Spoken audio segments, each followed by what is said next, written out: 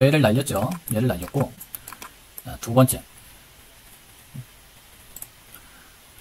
얘를 날린 거고, 이 두 번째. 가져오는데, 어디서부터 가져오면, 뭐냐면 두 번째 리스트부터 갖고 오는 거죠. 그러니까 요게 첫 번째 리스트가 되는 거고, 얘가 두 번째 리스트가 되는 건데, 얘를 이제 없애버리는 거죠. 얘까지 이제 삭제가 되는 거죠. 우리는 여기에서부터 가져와야 되니까 나머지도 또 날려줘야 되겠죠. 얘가 표시가 되지 않도록 또 조정을 해줘야 됩니다. 지금 여기까지 한 거예요. 그럼 이제 여기서부터 이제 표시가 되는 상황이 되는 것이죠. 자, 그 다음에 다시 2차원 리스트에서 어쩌고저쩌고, 그렇죠? 2차원 리스트에서 요거 얘를 가져와야 되는데, 얘를 어디다 가져오냐면, 일단 다시 변수를 계속해서 바꿔나가는 거죠. 요 메뉴라는 변수를 가지고 계속 하나하나씩 처리해 나가는 거예요. 요만큼 없앤 거를 다시 변수에다 놓고, 다시 이만큼 없앤 거를 갖다가 다시 변수에다 놓고, 다시 이만큼을 없앤 다음에 변수에다가 집어넣으면 그 변수는 결국 뭐다? 요 찰밥부터 이렇게 나오는 게 변수가 되는 것이죠. 뭐 어려울 수 있는데 한번 해본 다음에 가만히 들여다보면서 생각하면 뭐 이해가 될 거예요. 다시 변수를 다시 지정해야 되니까 다시 지정하기. 다시 이 메뉴라는 변수를 계속 업그레이드 시켜 나가는 거죠. 다시 여기에서 2차원 리스트에서 두 번째 항목 요거를 갖고 온 다음에, 이번에는 뭐부터 시작이냐? 뭐부터 시작이냐면 로우부터 시작이죠. 요 문자가 지금 여기까지 잘라낸 거니까 여기서부터 시작이잖아요. 다시 로우를 찾은 후에 다시 문자를 가져와서 여기에서 로우를 치신 후에 로우, 그 다음에 다시 전역 변수 메뉴를 갖고 오고, 그 다음에 다시 나파운드, 그 다음에 다시 또 지정하기. 이건 아니고 지정하기. 이번에는 다시 항목 선택하기. 얘는 뒤로 빼겠습니다. 그 다음에 이번에는 위치가 첫 번째니까 1 이렇게 넣도록 할게요. 그러면 지금 어디까지 또 삭제가 된 거냐면 여기까지 이제 또 삭제가 된 것이죠. 여기 로우부터 여기까지 다시 삭제가 된 겁니다. 요 DC 요 앞까지 다시 삭제가 된 거죠. 얘 삭제한 다음에 변수에다 집어넣고, 자, 그렇게 하게 되면, 자, 어디까지가 삭제되냐면 여기까지가 이제 삭제가 되는 겁니다. 여기 앞쪽 부분이 다 삭제가 되겠네요. 그 다음에 여기서부터 다시 시작을 하는 거죠. 점점 조금씩 이렇게 걷어내줘야 되겠습니다. 그 다음에 다시 이쪽으로 오신 다음에 다시 이거 복사해서 똑같은 형태니까 다시 놓으신 다음에 2차원 형태에서 이번엔 뭐다? 여기까지니까 DC가 되겠네요. DC 언더바 NM.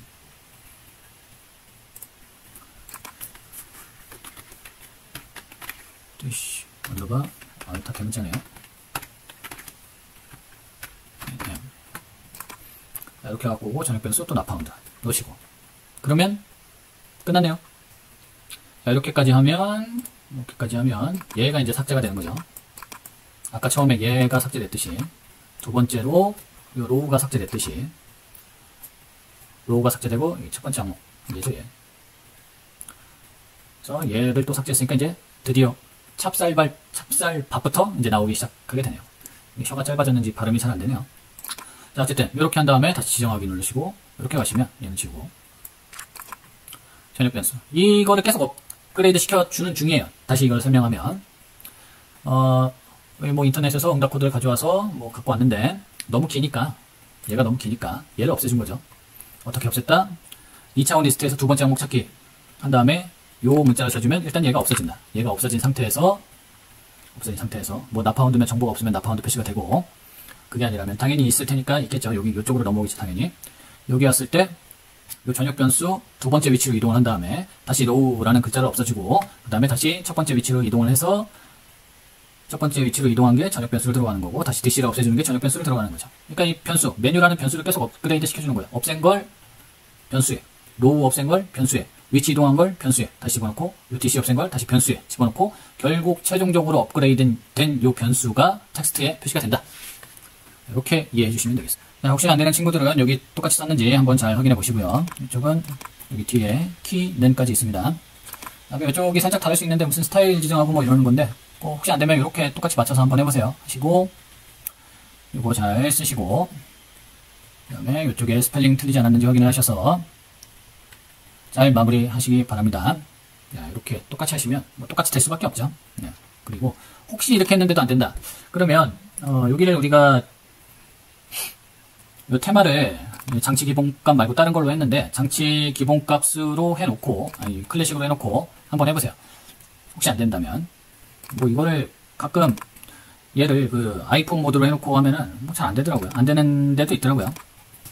자, 최종 리뷰입니다. 자, 변수 4개를 만들었죠. 개인 인증키 이거 일부 지운 거니까 이거 그대로 쓰시면 안 돼요. 일부 인증키, 여러분들의 인증키를 쓰셔야 됩니다. 인증키, 코드, 합격 코드, 교육청 코드, 메뉴값을 공란으로 하는 변수를 만들고 급식 데이터를 가져오는 함수를 만들었습니다. 그죠? 일단 날짜를 갖고 와야 되는데 날짜 텍스트라는 거는 뭐였냐면 여기 보이는 요 날짜 텍스트죠. 여기에 현재 날짜를 자동으로 갖고 와야 되겠어요. 우리가 입력을 하는 것이 아니라 자동으로 가져와야 하니까 우리가 요 시계를 냅뒀었고 시계를 가져와서 현재의 값으로 나타낼 수 있도록 또 패턴, 어떤 형태로 나타날지를 정해줬고 그 다음에 우리가 요 웹사이트에서 API를 가져와야 되기 때문에 거기에 해당하는 주소와 인증키 값들을 쭉 넣어주시고 그 다음에 날짜는 현재 날짜를 갖고 올 수 있는 함수를 만들었고 마지막에 웹 가져오기 요 함수를 만든 후에 버튼을 눌렀을 때 그대로 갖고 오는 거죠. 아니, 여기 앱이 초기화됐을 때 그대로 가지고 오는 것이죠. 언제로? 현재 날짜로. 그래서 앱을 키자마자 요 형태가 되는 거죠. 현재 날짜에 그 메뉴들을 갖고 오는 형태가 되겠고 그 다음에 텍스트를 입력받았을 때 이 텍스트 값을 제이슨 코딩을 해독해서 가져오면 되는데 그냥 가져오면 되는데 너무 정보가 많으니까 리스트를 조금씩 덜어내서 리스트를 사용해서 불필요한 정보를 조금씩 덜어내서 두 번째 항목, 첫 번째 항목 해가면서 우리가 필요한 정보들을 가지고 왔었던 거죠. 그죠? 그 다음에 최종적으로 업데이트된 이 변수를 가져와서 텍스트에 집어넣었다. 그 다음에 날짜를 선택한 후에 우리가 날짜를 선택하면 급식 데이터를 가져올 수 있다. 이렇게 되겠습니다. 그래서 날짜 선택 버튼을 누르시면 우리가 또 날짜를 정할 수가 있죠. 9월 뭐 6일 누르시면 9월 6일 메뉴가 이렇게 나오고 알레르기 번호가 뒤에 이렇게 표시가 되네요. 자, 과거의 메뉴도 너무 과거의 메뉴는 정보가 없나봐요. 정보를 좀 지우나 본데요. 최근으로 해볼까요?